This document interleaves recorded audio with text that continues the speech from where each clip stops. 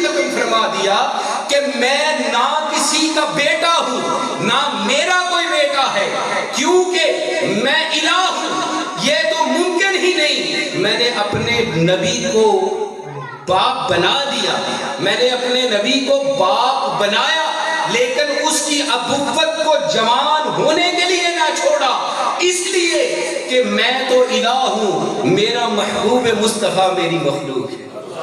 میں خالق ہوں، میں تو ابوت سے بھی پاک ہوں، ابنیت سے بھی پاک ہوں، لیکن جہاں میں نے اپنی ابنیت کی نفی کی تاکہ میری الوہیت میں شرک نہ آئے، وہاں میں نے اپنے نبی کی نبوت کے شرک کو بچانے کے لیے اپنے نبی کی بھی ابوت میں نفی فرمائی۔ نہ میرا بیٹا ہے نہ میرے نبی کا بیٹا ہے، اس لیے کہ بے شمار نبیوں نے دعا کی کہ اے مولا ہمیں بیٹا عطا فرما۔ حضرت زکریا علیہ السلام نے کہا اے مولا، اے میرے اللہ، اے مجھے پیدا کرنے والے، مجھے بیٹا عطا فرما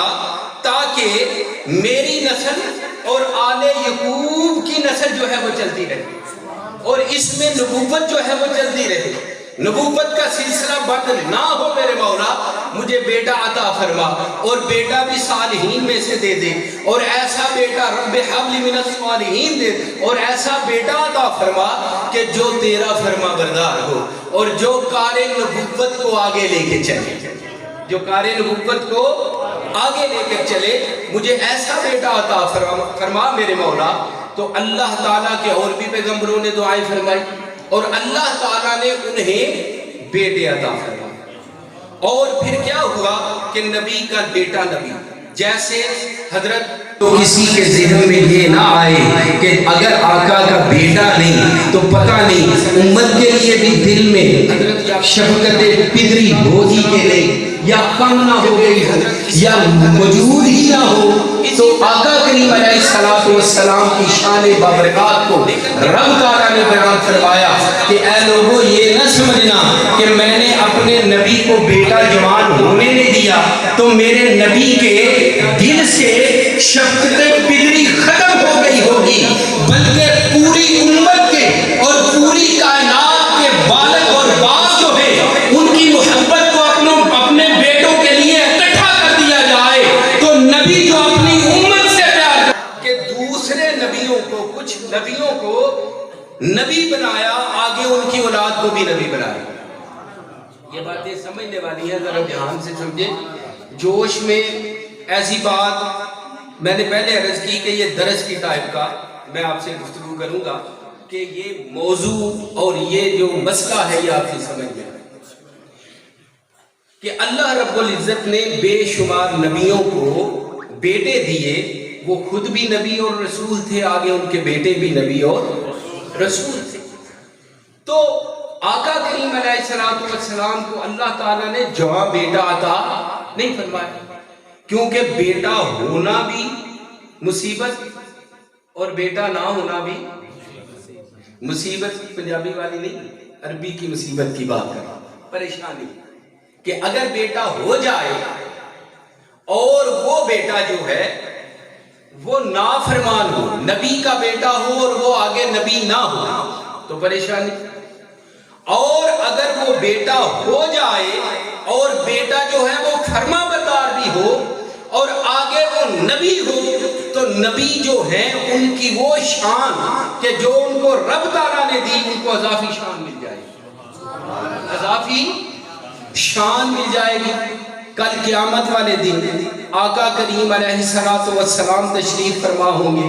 سارے نبی بھی تشریف فرما ہوں گے، نبیوں کے کچھ نبیوں کے پاس بیٹے ہوں گے، آگے ان کے بیٹے ہوں گے، وہ خود بھی نبی، آگے ان کے بیٹے بھی نبی، آگے ان کے پوتے بھی نبی، لیکن ادھر آقا کریم علیہ السلام تشریف فرما ہوں گے، آپ کا نہ کوئی بیٹا ہوگا نبی نہ اس کا آگے کوئی بیٹا نبی ہوگا۔ تو اس طرح تو اضافی فضیلت مل گئی، دوسرے نبیوں کو اضافی فضیلت ملی آقا کریم علیہ السلام پر، لیکن اللہ تعالیٰ یہ نہیں چاہتا، رب تعالیٰ یہ نہیں چاہتا۔ تو اللہ تعالیٰ نے فرمایا اے حبیب ان سب کو سمجھ لینا چاہیے، اور آنے والی دنیا کو بھی پتہ چل جانا چاہیے کہ میں نے آپ کو میں نے آپ کو بیٹا عطا کیوں نہیں فرمایا. کیونکہ اگر میں آپ کو بیٹا دے دیتا اور وہ جوان ہو جاتا اور وہ معاذ اللہ نافرمان ہوتا, آپ کا تابع دار نہ ہوتا, تو اس کے مقابلے میں دوسرے نبیوں کی اولاد جو ہے وہ نبی کی اولاد نبی ہوتی تو کچھ نبیوں کو آپ پر فضیلت مل جاتی. اور اگر میں آپ کو بیٹا دیتا اور وہ آپ کا فرما بردار ہوتا تو ختم نبوت نہ رہتا ہے. وہ فرما بردار ہوتا اور اس کو میں نبوت عطا فرماتا تو وہ آپ کی ختم نبوت جو ہے وہ مقام آپ کا ختم ہو جاتا. تو میں ویسے بھی نہیں چاہتا اور میں ایسے بھی نہیں چاہتا. میں آپ کو ہمیشہ ادھر سے اکرم رکھنا چاہتا ہوں کہ میرے نبی جیسا کوئی نبی نہ ہو, میرے نبی کی شان جیسی کسی کی شان نہ ہو. میں ادھر آپ کو اکرم بناتا ہوں, ادھر آپ کو خاتم النبیین بناتا ہوں. اس سائڈ پہ میں آپ کو اکرم بناتا ہوں. اکرم تکریم والا, عزت والا, جلال مرتبے والا, بہترین, سب سے اونچا. میں اس طرح بناتا ہوں کہ دوسرے نبیوں کی نبی اولاد تو ہے, اگر آپ کا بیٹا ہوتا وہ آپ کا فرما بردار ہوتا تو دوسرے نبی جو ہیں وہ نبوت کا سلسلہ آپ پر ختم نہ ہوتا, کیونکہ اس کو بھی نبوت ملتی. جزوی فضیلت آ جاتی, یا آپ کے کاموں میں شریک ہوتا یا آپ کی وراثت میں شریک ہو جاتا. تو جزوی فضیلت ختم نبوت نہ رہتی. آپ کی ختم نبوت کو, آپ کو خاتم اور خاتم بنانے کے لیے آپ کو میں نے بیٹا جوان ہونے ہی نہیں دیا. اور دوسری طرف اگر بیٹا ہوتا اور وہ نافرمان ہوتا تو دوسرے نبیوں کو آپ پر فضیلت ہوتی, اس لیے میں نے بیٹا جوان ہونے نہیں دیا. یہ بات سمجھ آ گئی. اللہ تعالیٰ فرماتے ہیں کہ میں نے اپنے محمد صلی اللہ علیہ وآلہ وسلم کو کوئی جوان بیٹا نہیں دیا. آگے فرمایا ولا کہ رسول اللہ, لیکن وہ اللہ کے رسول. وہ اب سمجھنے والی بات یہ ہے کہ یہ دو جملے, پہلا وما کان محمد ابا احد من رجال, کہ کوئی جوان مرد نبی کا بیٹا نہیں, ایک جملہ یہ. دوسری بات جو ہے وہ یہ ہے کہ ہم نے آپ کو ولیکن, لیکن ہم نے آپ کو اللہ کا رسول بنایا. ولیکن رسول اللہ, کہ ہم نے آپ کو اللہ کا رسول بنایا. تو جب دو جملے, ایک جملہ مکمل ہو جائے اور دوسرا جملہ شروع ہو جائے تو اس کے اندر جب تک کوئی اعتراض نہ ہو اس وقت تک ولیکن کا لفظ نہیں آتا, لیکن کا لفظ نہیں آتا. لیکن جو ہے یہ رد استدراک کے لیے, اعتراض کو ختم کرنے کے لیے آتا ہے. اگر پچھلے جملے سے کوئی اعتراض ظاہر ہوتا ہو, کوئی خدشہ, کوئی ایسی بات ظاہر ہو کہ جس کے بارے میں کسی کو اعتراض ہو سکتا ہے تو ولیکن آئے گا. کیا آئے گا؟ ولیکن, لیکن کا لفظ آئے گا. تو یہاں پہ رب تعالیٰ نے, کسی نے اعتراض تو نہیں کیا لیکن رب تعالیٰ نے خود ہی فرما دیا ولیکن رسول اللہ, لیکن وہ اللہ کا کیوں؟ کیونکہ یہ بات ذہن میں آ سکتی تھی کہ آقا کریم علیہ السلام جو ہے, پورے جتنے بھی نبی آئے ہیں, رسول آئے ہیں, وہ امت کے روحانی باپ ہوتے ہیں, امت کے روحانی باپ ہوتے ہیں. تو کسی کے ذہن میں یہ نہ آئے کہ اگر آقا کا بیٹا نہیں تو پتہ نہیں امت کے لیے بھی دل میں شفقت پدری ہوگی کہ نہیں, یا کم نہ ہو گئی ہو, یا موجود ہی نہ ہو. تو آقا کریم علیہ السلام کی شان بابرکات کو رب تعالیٰ نے بیان فرمایا کہ اے لوگو یہ نہ سمجھنا کہ میں نے اپنے نبی کو بیٹا جوان ہونے نہیں دیا تو میرے نبی کے دل سے شفقت پدری ختم ہو گئی ہوگی، بلکہ پوری امت کے اور پوری کائنات کے بالغ اور باپ جو ہیں ان کی محبت کو اپنے بیٹوں کے لیے اکٹھا کر دیا جائے تو نبی جو اپنی امت سے پیار کرتا ہے وہ پھر بھی کم ہے۔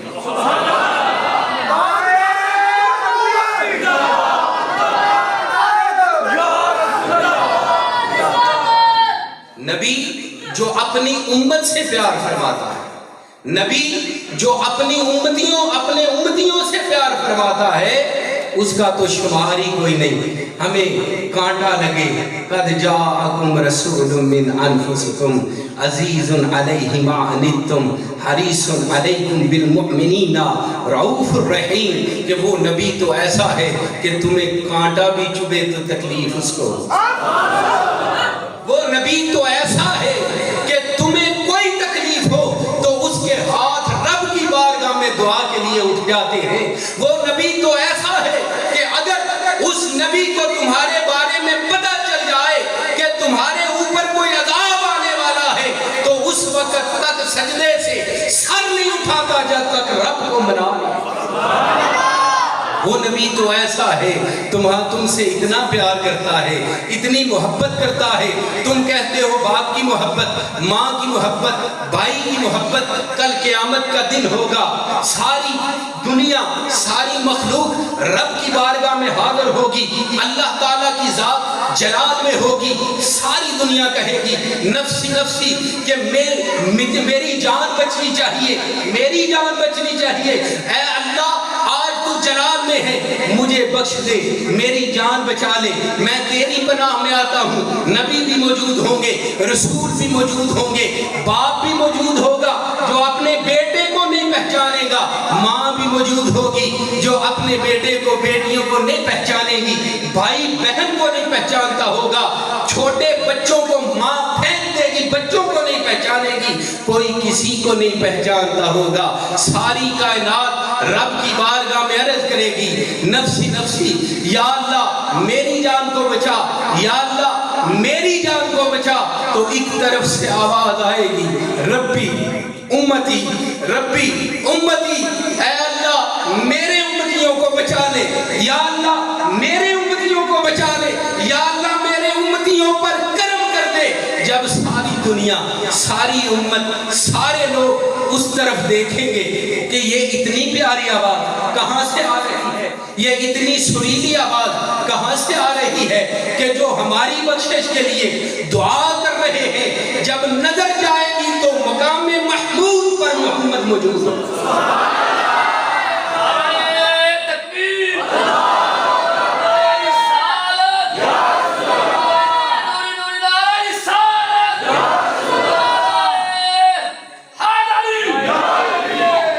کیا ہوگا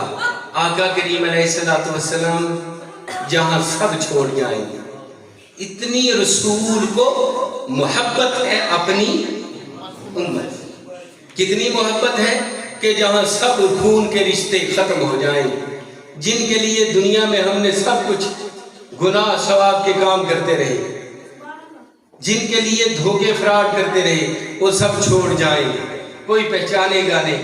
کوئی مانگے سے کچھ دے گا نہیں، کوئی کسی کی مدد ہیلپ کرنے کے لیے تیار نہیں ہوگا، وہاں میرے آقا اپنے ادنا سے امتی کے لیے بھی رب کی بارگاہ میں رو رہے ہیں، اپنے ادنا سے امتی کے لیے بھی۔ تو اللہ تعالیٰ نے فرمایا وہ لوگوں سن لو، تم یہ اعتراض نہ کرنا کہ میرے نبی کے دل میں شفقت پدری نہیں، بلکہ میرے نبی اور میرے رسول کے دل میں امت کے لیے اتنی محبت ہے کہ ساری کائنات کے باپ جو ہیں ان کے دل میں بھی موجود نہیں ہوتی، اتنی محبت، اتنا پیار ہے۔ وَلَٰكِن رَسُولَ اللَّهِ، وہ اللہ کے رسول ہیں، وَخَاتَمَ النَّبِيِّينَ، اور وہ نبیوں کا سلسلہ ختم کرنے والا، اور وہ نبیوں کا سلسلہ ختم کرنے والا خاتم۔ اب یہ جو لفظ ہے اس کو دو طرح سے پڑھ سکتے ہیں، یہ لفظ کو دو طرح سے پڑھ سکتے ہیں، اس کو خاتم بھی کہتے ہیں اور خاتم بھی کہہ سکتے ہیں۔ قرآن پاک میں آیا ہے خاتم، لیکن اس کی تفسیر میں حضرت عبداللہ ابن عباس مفسروں کے امام، حضرت عبداللہ ابن عباس مفسروں کے امام فرماتے ہیں کہ اگر اس کو خاتم کو خاتم بھی پڑھا جائے تب بھی صحیح، کیونکہ خاتم جو ہے یہ اسم اعلیٰ ہے۔ کیا ہے؟ مشکل تو نہیں ہو رہی، اسم اعلیٰ، اسم اعلیٰ ہے کہ جو آرڈر ہو جائے یا کوئی کرنے والا کروا دے، یہ اللہ تعالیٰ کی طرف سے اشارہ۔ خاتم اسم اعلیٰ، اسم اعلیٰ کا اشارہ اللہ کی طرف، اور خاتم جو ہے یہ مفعول ہے۔ مفعول کس کو کہتے ہیں؟ جو کام کر رہا ہو، جو بندہ کام کرے اس کو کیا کہتے ہیں؟ فاعل، اور جو فاعل کہتے ہیں اس کو کہ فاعل ہے، اس میں فاعل ہے۔ تو حضرات محترم، اگر ہم کہیں کہ خاتم النبیین، خاتم النبیین، تو اس کا مطلب ہوگا کہ نبوت کے دروازے کو نبی کریم صلی اللہ علیہ وسلم ختم کرنے والے، جو قرآن پاک میں ہے۔ کون نبوت کے دروازے کو ختم کرنے والا ہے، بند کرنے والا ہے؟ محمد صلی اللہ علیہ وآلہ وسلم۔ اور اگر اس کو خاتم کہا جائے تو اس کا مطلب یہ ہے کہ اللہ تعالیٰ نے نبی کو بھیج کر نبی کے ذریعے سے نبوت کے دروازے کو بند کروا دیا، نبوت کے دروازے کو۔ وخاتم النبیین۔ اب یہاں سے ایک آخری بات ہے، اور یہ سوال بھی پیدا ہوتا ہے کہ پچھلی آیہ مبارکہ کے حصے میں اللہ تعالیٰ فرماتے ہیں وَلَٰكِن رسول اللہ، کہ یہ میرا رسول ہے، اور آگے فرماتے ہیں خاتم النبیین، کہ یہ نبیوں کی نبوت کو ختم کرنے والا ہے۔ اب بات یہ ہے کہ کیا آقا کریم علیہ السلام خود تو رسول ہیں لیکن نبیوں کی نبوت کو ختم کرنے والے ہیں، رسولوں کی رسالت کو ختم نہیں کرنے والے؟ کیونکہ آپ کو پتا ہے کہ نبی کی شان اور ہے، رسول کی شان اور ہے۔ نبی کی شان اور ہے، رسول کی شان اور ہے۔ تو اللہ تعالیٰ نے یہ کیوں نہیں فرمایا کہ خاتم الرسل، کہ وہ میرے رسول ہیں، وَلَٰكِن رسول اللہ وَخَاتَمَ الرُّسُلِ، یہ کیوں نہیں فرمایا، بلکہ یہ فرمایا خاتم النبیین، کہ وہ رسول ہیں اور نبیوں کی نبوت کو ختم کرنے والے ہیں؟ یہ سوال پیدا ہوتا ہے۔ تو اس کا جواب یہ ہے کہ نبی وہ ہوتا ہے کہ جس سے رب تعالیٰ کلام فرمائے۔ نبی کون ہوتا ہے؟ جس سے بھی اللہ کلام فرما لے، وحی کے ذریعے سے ڈائریکٹ کلام فرمائے، پردے کے پیچھے سے اللہ کسی کو کہہ دے اے بندے، تو اس کے بلانے کی برکت کی وجہ سے وہ نبی ہو جائے۔ کسی کو رب تعالیٰ بلا لے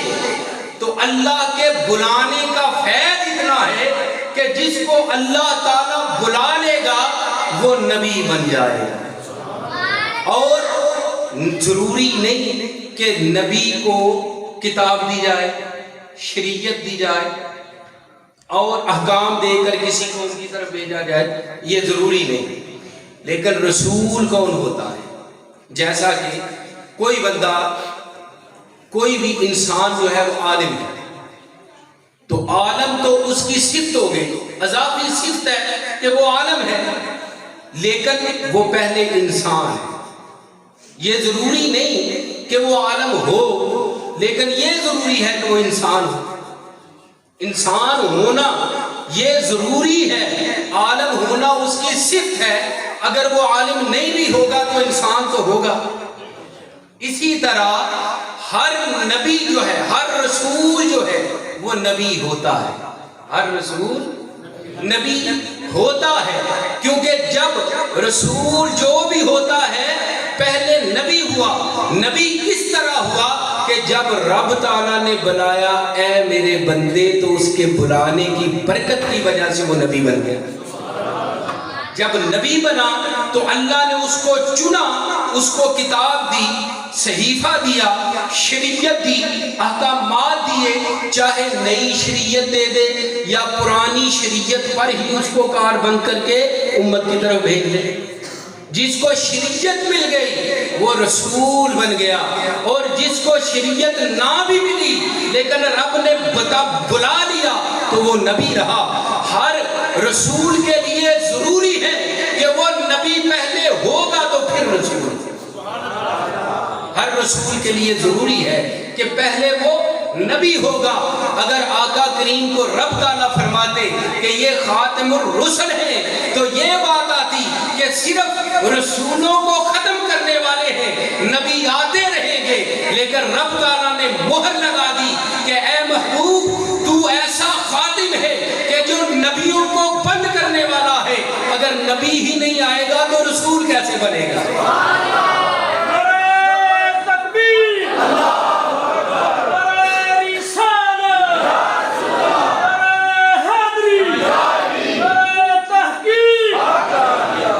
اگر نبی نہیں تو بنے گا، اگر رب کا تعالیٰ کسی کو بلائے گا ہی نہیں تو وہ نبی نہیں بنے گا، اور جب نبی نہیں بنے گا تو رسالت اس کو ملے گی نہیں۔ تو اللہ تعالیٰ نے کہا کہ اس لیے وَلَٰكِن رسول، کہ میرے نبی کی شان رسالت ہے، میرے نبی کی شان رسالت ہے، اور وہ رسولوں کا امام ایسے درجہ رسالت پر فائز ہے کہ وہ نبیوں کو ہی بند کر دیتا ہے، اور نبیوں کے آنے پر دروازے کو بند کر دیا، کیونکہ وہ خاتم ہے، مہر لگانے والا ہے، بند کرنے والا ہے، سلسلہ روکنے والا ہے۔ اس نے نبیوں کو بند کر دیا تاکہ نبی ہی کوئی نہ آئے اور رسول بھی نہ بنے۔ تو یہ آیت نے تصدیق کر دی۔ اب اللہ تعالیٰ نے فرمایا اے محبوب میں نے جب سے، مجھے ضرورت ہی کوئی نہیں، دیکھ لے جب سے میں نے تجھے نبی بنایا، تجھے رسول بنایا، تجھے محمد بنایا، تجھے احمد بنایا، جب سے میں نے تجھ سے دنیا میں بھیج کے کلام کیا، اس کے بعد میں کسی سے بولا ہی نہیں، اس کے بعد میں نے کسی سے کلام ہی نہیں کیا۔ بہت سو کو بلاتا تھا، کسی کو نبی بناتا تھا، کسی کو رسول بناتا تھا، کبھی کسی کو بلایا تو آدم بنا دیا، کبھی کسی کو بلایا تو نوح بنا دیا، کبھی کسی کو بلایا تو شیش بنا دیا، کبھی کسی کو بلایا تو ابراہیم بن گیا، کبھی کسی کو بلایا تو اسماعیل بن گیا، کبھی کسی کو بلایا تو درجوں کو بے حساب کر دیا، کبھی کسی کو بلایا تو اپنے قریب کر لیا۔ لیکن محبوب دیکھ لے کہ جب سے ہم نے تم کو بلایا ہے اس کے بعد ہم نے کسی کو بلائے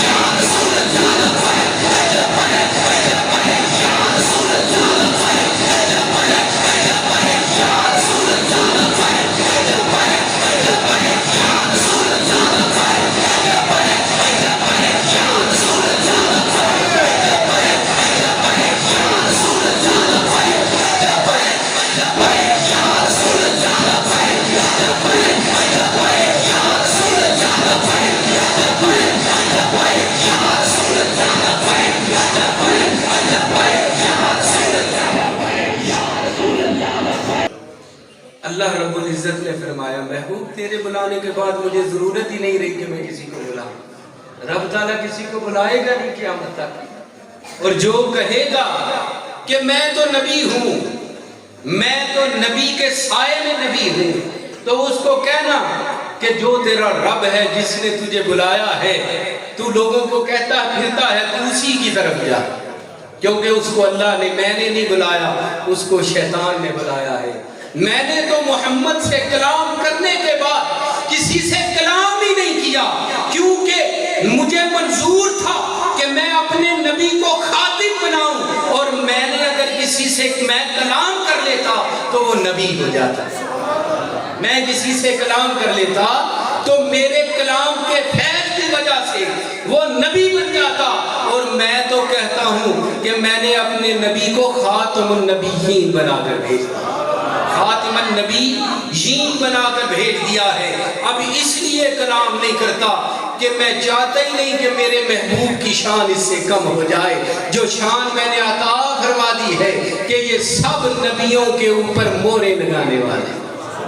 یہ سب نبیوں کے اوپر مہریں لگانے والا ہے. تو میں بھی کسی سے کلام نہیں کروں گا. میں جب بھی کلام کروں گا محمد سے کلام کروں گا. میں جب بھی کلام کروں گا احمد سے کلام کروں گا. اور مجھے کسی سے کلام کرنے کی ضرورت ہی نہیں، کیونکہ جب میں نے اپنے محمد صلی اللہ علیہ وآلہ وسلم کو، اپنے حبیب کو، اپنے نبی کو، اپنے رسول کو جب میں نے بنا